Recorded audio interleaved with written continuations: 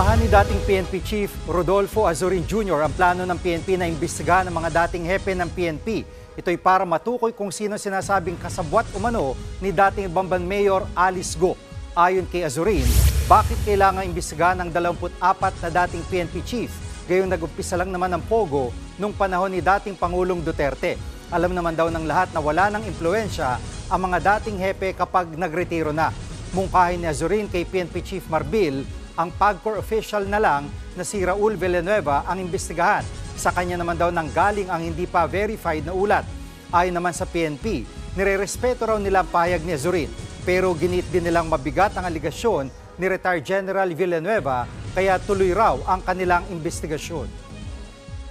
Lahat ng former Chief PNP ay apektado po dito kasi hindi naman po niya sinabi na yung former Chief PNP na ito ay nag-serve during the time po ng present administration and even previous ones. Kasi walang pangalan, walang duration, kailan ito naging nag-serve as Chief PNP. So every senior officer nag-serve as Chief PNP, they're all suspects. Mga kapatid, Jiggy Manikad po, iba na ang may alam at may pakialam sa panahon ngayon. Para sa konkreto, kumpleto at komprehensibong balitaan sa Frontline, mag-follow at mag-subscribe sa social media pages ng News 5.